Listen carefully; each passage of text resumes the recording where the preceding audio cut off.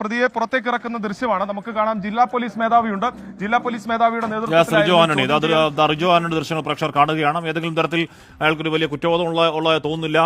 അയാളെ പിടികൂടി പോലീസ് ഇപ്പോൾ അതാ പുറത്തേക്ക് കൊണ്ടുവരുന്ന ദൃശ്യങ്ങളാണ് പ്രേക്ഷകർ കാണുന്നത്. നാടിനെ ഞെട്ടിച്ച ഒരു കവർച്ചാ കേസാണെന്ന് തന്നെ പറയാം. നാട് ഞെട്ടാനുള്ള കാരണം അതിന്റെ വളരെ സുഗമമായി വളരെ ഈസിയായി പൂവറിക്കുന്ന ലാഘവത്തോടെ അയാൾ നടത്തിയ മോഷണമാണ്. അന്വേഷണ ഉദ്യോഗസ്ഥർ സംസാരിക്കുന്നു. പോലീസിനെ സംബന്ധിച്ച് ഞങ്ങളുടെ ഒരു ടീം വർക്കാണ്. കേരള പോലീസിന്റെ ടീം വർക്കാണ്. ടീം വർക്കിന്റെ വിജയമാണ്. കേരള പോലീസിന്റെ ടീം വർക്കിന്റെ വിജയമാണ്. കേരള പോലീസിന്റെ ടീം വർക്കാണ്. എന്താ കട ഉണ്ടായിരുന്നോ? അതായത് ഹാഷ്മി ഡിവൈഎസ്പി ഓഫീസിലെത്തി കാണാം എന്നുള്ളതാണ് ജില്ലാ പോലീസ് മേധാവി പറയുന്നത്. റിജു ആന്റണി എന്ന് പറയുന്ന ഈ പറയുന്ന രീതിയിൽ നാട് ഞെട്ടാൻ കാരണമുള്ള കവർച്ച എന്ന് പറഞ്ഞാൽ CCTV ദൃശ്യങ്ങൾ കണ്ടാൽ ഇത്ര എളുപ്പത്തിൽ ബാങ്ക് കവർച്ച എന്നുള്ളത് കേരള ചരിത്രത്തിൽ ഒരു പക്ഷേ ആദ്യമായിരിക്കും. 3 മിനിറ്റ് കൊണ്ട് അയത്ന ലളിതമായി സുഗമമായി തന്നെ ബാങ്ക് കവർച്ച നടത്തിയ ആളാണ് തായിരിക്കുന്ന മഹാൻ റിജു ആന്റണി എന്നാണ് പേര്. അയാൾ പണം മോഷ്ടിച്ചത് എന്തിനാണ്? ഇയാളുടെ ധൂർത്ത ജീവിതത്തിലൂടെ ഉണ്ടായ കടം വീട്ടാനാണ് റിജു ആന്റണി ആ പണം മോഷ്ടിച്ച് 15 ലക്ഷം രൂപ ബാങ്കിൽ കയറി മോഷ്ടിച്ചെന്ന് വേണം മനസ്സിലാക്കാൻ. അയാളുടെ മുഖത്തൊരു കുറ്റബോധം ഉണ്ടോ എന്ന് ഇപ്പോൾ തോന്നുന്നുണ്ട്. നേരത്തെ ഇറക്കൊണ്ടു വന്നപ്പോൾ ഒരു കൂസല്ലായ്മ തോന്നിയെങ്കിൽ വേണ്ടായിരുന്നു എന്നൊരു തോന്നൽ ഇപ്പോൾ ഉണ്ടായിരുന്നു എന്നൊരു സംശയമുണ്ട്. എന്തായാലും പോലീസ് ദീർഘനേരം ചോദ്യം ചെയ്തതിൻ്റെ ഒരു പരീക്ഷണത മുഖത്ത് കാണാനുണ്ട്. പോലീസ് വളരെ തന്ത്രപൂർവ്വമാണ് ഇയാളെ പിടികൂടിയത്. പോലീസ് വളരെ സാങ്കേതികപരമായി ഇയാളുടെ ഫോൺ നമ്പറിലേക്ക് എത്തുകയും ആ ടവർ ലൊക്കേഷൻ കേന്ദ്രീകരിച്ച് ഇയാളുടെ ഫോൺ നമ്പറും ഇയാൾ ഇട്ട ഒരു വസ്ത്രം ഒക്കെ കേന്ദ്രീകരിച്ചാണ് അന്വേഷണത്തിലേക്ക് കൃത്യമായി തന്നെ എത്തിയത്. കഴിഞ്ഞ 36 മണിക്കൂറായി ഇയാൾ കാണാമറയത്ത് തന്നെയായിരുന്നു. ഇയാൾ ബാങ്ക് കവർച്ചയ്ക്ക് ഉപയോഗിച്ച ആ സ്കൂട്ടർ അടക്കം ഇയാളുടെ വീടിന് മുന്നിൽ തന്നെ ഇരിപ്പുണ്ട്.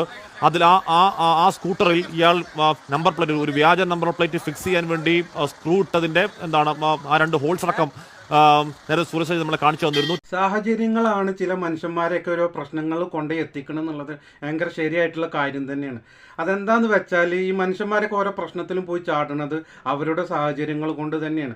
അതെന്താന്ന് വെച്ചാൽ നമ്മുടെ ഈ ഒരു ചാലക്കുടിയിലുള്ള ഒരു ബാങ്ക് കവർച്ച അതിപ്പോൾ നിങ്ങളെല്ലാവരും ഇപ്പോൾ സോഷ്യൽ മീഡിയയിൽ കണ്ടതാണ്. ഇപ്പോൾ ഒരു വ്യക്തി ഈ ചാലക്കുടിയിലെ ഒരു ബ്രാഞ്ച്, അത് ഫെഡറൽ ബാങ്കിൻ്റെ ഒരു ബ്രാഞ്ചിൽ കയറിയിട്ട് അവർ മോഷണം നടത്തി. അത് ഏകദേശം ഒരു 10-15 ലക്ഷം രൂപ അവൻ മോഷ്ടിച്ചു പോയി. പക്ഷേ ആ ഒരു മോഷണം എന്ന് പറഞ്ഞാൽ ഒരു സാഹചര്യം തന്നെയാണ്. അതെന്താണ് സാഹചര്യം എന്ന് വെച്ചാൽ സ്വന്തം ഭാര്യനെ പേടിച്ചിട്ട് അല്ലെങ്കിൽ ഭാര്യനോടുള്ള കടബാധ്യത അല്ലെങ്കിൽ ഭാര്യക്ക് കൊടുക്കാനുള്ള പൈസ സ്വന്തം ഭാര്യനെ പേടിച്ചിട്ട്, അതായത് സാഹചര്യം അങ്ങനെയായി സ്വന്തം ഭാര്യനെ പേടിച്ചിട്ട് അതല്ലെങ്കിൽ ഭാര്യ ഗൾഫിൽ നിന്ന് അയച്ചു കൊടുക്കണ വിദേശത്തിൽ നിന്ന് അയച്ചു കൊടുക്കുന്ന പൈസ കൊണ്ട് ഇവിടെ ദൂർത്തടിച്ചിട്ട് അത് വലിയൊരു കടബാധ്യത ആക്കി തീർത്തിക്കുകയാണ് ഈ ഒരു റിജോ ആന്റണി എന്ന് പറയുന്ന ഒരു വ്യക്തി. ആ ഒരു വ്യക്തിയാണ് ഇപ്പോൾ ചാലക്കുടിയിലുള്ള ഒരു ബാങ്ക് മോഷണത്തിലെ പ്രതി എന്ന് പറയുന്നത്. അതായത് കവർച്ച നടത്താൻ കാരണം എന്താണെന്ന് വെച്ചാൽ ഏകദേശം ഒരു 10-15 ലക്ഷം രൂപയുടെ കടബാധ്യത ഉണ്ടാക്കിക്കൊണ്ടിത്ര. അത് സ്വന്തം ഭാര്യ ഈ ഗൾഫ് രാജ്യങ്ങളിൽ വിദേശത്തിൽ നിന്ന് അയക്കണ ഫണ്ട് അല്ലെങ്കിൽ ആ പൈസ എടുത്തിട്ട് ഇവിടെ ദൂർത്തടിച്ചു. അവനും ഈ റിജോ ആന്റണി എന്ന് പറയുന്ന വ്യക്തിയും പിന്നെ അവൻ്റെ സുഹൃത്തുക്കളും കൂടിയിട്ട് കള്ളുടിച്ചിട്ട് കൂത്താടിയിട്ടൊക്കെ കൂടുതലായിട്ട് ഇവിടെ കടബാധ്യതകൾ വരുത്തി വെച്ചിരിക്കുകയാണ്. അതാണ് ഇപ്പോൾ സംഭവിച്ചിരിക്കുന്നത്. അപ്പോൾ അതും ഒരു സാഹചര്യമാണ്. കാരണം സ്വന്തം ഭാര്യനോടുള്ള പേടി. ഇയാൾക്ക് വില്ലനായ ധൂർത്താണെന്ന് പറയുന്നു. പ്രതി ജീവിച്ചത് ആഡംബരമായി ജീവിക്കുകയായിരുന്നു. വിദേശത്തുള്ള ഭാര്യ നാട്ടിലേക്ക് അയച്ച പണം സുഹൃത്തുക്കൾക്ക് ചെലവ് ചെയ്തും മദ്യപിച്ചും തീർത്തു കക്ഷി. അടുത്ത മാസം ഭാര്യ മടങ്ങി വരികയാണ്.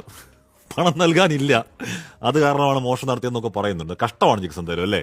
അക്ഷരാർത്ഥത്തിൽ ഈ വീട് എന്ന് പറയുന്ന ഒരു ആഡംബര വീട് തന്നെയാണ്. ഈ വീടിനുള്ളിൽ നിന്നുള്ള ദൃശ്യങ്ങളടക്കം നമുക്ക് കാണാം. ഹാഷ്മി, ഇതിലേക്ക് നയിച്ചത് തീർത്തും ധൂർത്ത് തന്നെ എന്ന് നമുക്ക് പറയാൻ കഴിയും.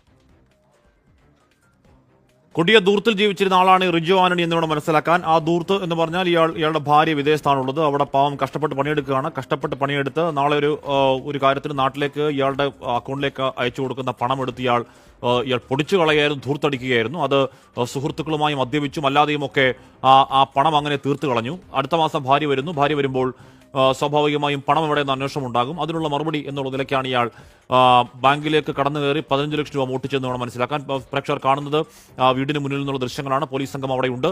അവിടെ വലിയ പോലീസ് സന്നാഹമുണ്ട്. പോലീസിന് വലിയ ആശ്വാസമായി എന്ന് ഉറപ്പായും പറയാം. മാത്രമല്ല പോലീസിന് അന്വേഷണ മികവിന്റെ ഒരു ഉദാഹരണം കൂടിയാണ് ഈ അറസ്റ്റ് എന്ന് ഉറപ്പായും പറയാം. കാര്യം ഇയാൾ ഇതാദ്യമായി മോഷ്ടിക്കുകയാണോ എന്നുള്ള കാര്യമൊക്കെ പോലീസിൽ നിന്ന് വേണം ഇനി അറിയാൻ.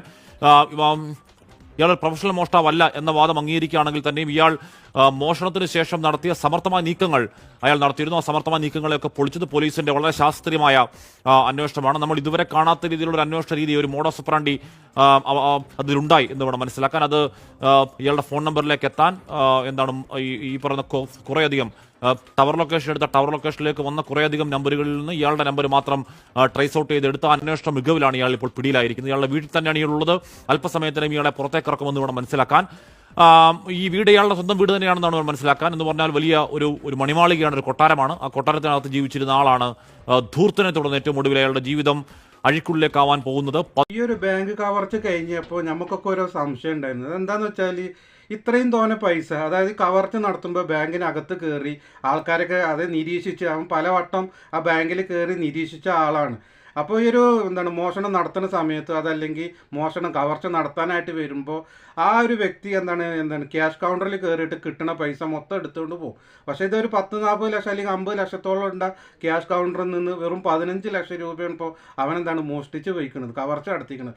അപ്പോൾ നമ്മളൊക്കെ ആലോചിച്ചു ഇതെന്തോ വേറെന്തോ ഒരു പ്രശ്നമുണ്ട്, അതല്ലെങ്കിൽ ഇതേമാതിരി വല്ല കടബാധ്യതയൊക്കെ കയറിയിട്ട് നിവർത്തിയില്ലാത്തത് കൊണ്ട് കൊണ്ടുപോയതാണെന്നൊക്കെ നമ്മൾ ആലോചിച്ചു. കാരണം എന്താ വെച്ചാൽ മൊത്തം പൈസ കൊണ്ടുപോകാതെ അവൻ ഫുൾ സെറ്റപ്പിലാണ് വന്നിക്കുന്നത്. മാസ്ക് ഇട്ട്, ഹെൽമെറ്റ് ഇട്ട്, ഗ്ലൗ ഇട്ട് എല്ലാം സെറ്റപ്പിലാണ് അവൻ കവർച്ച നടത്താനായിട്ട് വന്നിക്കുന്നത്. പക്ഷേ അവൻ കൊണ്ടുപോയത് വെറും 15 ലക്ഷം. പക്ഷേ ക്യാഷ് കൗണ്ടറിലാണെങ്കിൽ അതല്ലെങ്കിൽ മേശയിലും കാര്യത്തിലൊക്കെ വലുപ്പിലൊക്കെ പൈസ ഉണ്ടായിരുന്നത് 10-50 ലക്ഷം രൂപ ഉണ്ടായിരുന്നു. പക്ഷേ കൊണ്ടുപോയത് 15 ലക്ഷം.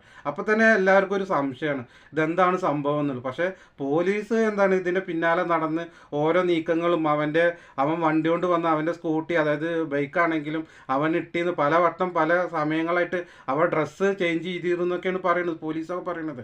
എന്താണെങ്കിലും ഇവനെപ്പോലുള്ള ഒരാൾ, അതായത് ഇത്രയും സെറ്റപ്പായിട്ട് ജീവിക്കണ ഒരാൾ, സ്വന്തം ഭാര്യ ഗൾഫിൽ നിന്ന് അത് വിദേശത്തിൽ നിന്ന് അയക്കണ പൈസ എടുത്ത് ദൂർത്തടിച്ചിട്ട് കഴിയെന്ന് പറയുമ്പോൾ ഇവരൊക്കെ സമ്മതിക്കണം. ഈ ഒരു വ്യക്തിയുടെ വീട്, അതായത് ഈ റിജോ ആൻ്റണി എന്ന് പറയുന്ന ഈ ഒരു വ്യക്തിയുടെ വീട് കണ്ടില്ലേ, ഭയങ്കര നല്ല സെറ്റപ്പായിട്ടുള്ള നല്ലൊരു വീടാണ്. അതായത് സ്വന്തം ഭാര്യ ഗൾഫ് രാജ്യങ്ങളിൽ നിന്ന് അയക്കണ പൈസ ഇവനക്ക് ഇവിടെ ജോലിയും കൂലിയൊന്നും ഇല്ല തോന്നുന്നു. കാരണം കിട്ടണ പൈസ മൊത്തം ഇവിടെ ഇവൻ കൂട്ടുകാരുമായിട്ട് ഒത്തിട്ട് ഇവിടെ ദൂർത്തടിച്ച് കഴിയാണ്. അതാണ് സംഭവിച്ചിരിക്കുന്നത്. അത് മൊത്തത്തിൽ ഒരു 10-15 ലക്ഷം രൂപയുടെ കടമായി. അത് സ്വന്തം ഭാര്യ ഗൾഫിൽ നിന്ന് വരികയെന്ന് തോന്നുന്നു, നാട്ടിലേക്ക് വരിക തോന്നുന്നു. അപ്പോൾ ആ പൈസ ഒക്കെ ചോദിച്ചൊക്കെ തോന്നുന്നു. അപ്പോൾ ആ പൈസ ഒക്കെ കയ്യിൽ നിന്ന് ചിലവായപ്പോൾ അതൊരു കടബാധ്യതയായി മാറി. അപ്പോൾ ആ ബാധ്യത തീർക്കാൻ വേണ്ടിയിട്ട് അതല്ലെങ്കിൽ ആ സാഹചര്യത്തിനനുസരിച്ചിട്ടാണ് ഇവൻ ഈ ബാങ്ക് കവർച്ച നടത്താൻ തീരുമാനിച്ചത്. അങ്ങനെ തീരുമാനിക്കുകയും ചെയ്തു. അങ്ങനെ ബാങ്ക് കവർച്ച നടത്തുകയും ചെയ്തു. അതിന്ന് ഒരു 15 ലക്ഷം രൂപ എടുത്തുകൊണ്ട് പോയി. ഇപ്പോൾ അവസാനം ആൾ പിടിയിലായി. പക്ഷേ അവിടെയുള്ള നാട്ടുകാരും അല്ലെങ്കിൽ അയൽവാസികളൊക്കെ പറയുന്നതും ശരിയാണ്. കാരണം ഇവനെ പോലെയുള്ള ആൾ അല്ലെങ്കിൽ ഇത്രയും സെറ്റപ്പിൽ ജീവിക്കുന്ന ഒരാൾ ഇങ്ങനെയൊക്കെ ചെയ്യോ എന്നുള്ളത് അവർക്ക് ഒരു അത്ഭുതം അത്ര. കാരണം അവരൊന്നും വിശ്വസിക്കണില്ല എന്നാണ് ഈ നാട്ടുകാരൊക്കെ പറയുന്നത്. എന്താ ഇവരെ കുറിച്ച് നേരത്തെ ആളെ കുറിച്ച് ഇങ്ങനെ വല്ല പ്രശ്നങ്ങളോ കാര്യങ്ങളോ? ഇങ്ങനെ ഒന്നും പ്രത്യേകിച്ചൊന്നും കേട്ടല്ലേ. സാധാരണ ഇങ്ങനെ പോണ ഒരു വ്യക്തിയാണ് നമ്മളായിട്ട് നല്ല സംസാരിച്ച് വെക്കണത്. ഇങ്ങനെ ഒരു നമ്മൾ ചിന്തിക്കണില്ല ഇങ്ങനെ ഒരു സംഭവം ഉണ്ടാവുന്ന പോലും.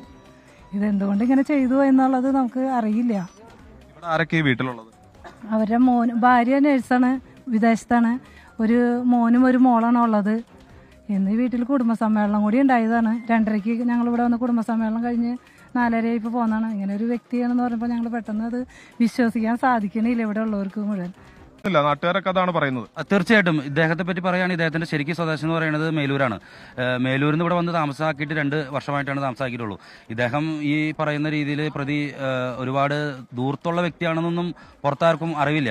ഇവിടെ സ്കൂളിൽ പിള്ളേർ വിട്ട് കഴിഞ്ഞിട്ടുണ്ടെങ്കിൽ പിന്നെ വീട്ടിൽ തന്നെയാണ് ഈ റിജോ എന്ന് പറയുന്ന വ്യക്തി ഉണ്ടായിരിക്കുന്നത്. പിന്നെ ഞാൻ മനസ്സിലാക്കുന്നിടത്തോളം ഇദ്ദേഹത്തിന്റെ പിതാവ് ഒരു ഗവൺമെന്റ് ഉദ്യോഗസ്ഥനാണ്, ഒരു വില്ലേജ് ഓഫീസറാണ് എന്നോ മറ്റോ ഞാൻ മനസ്സിലാക്കുന്നു.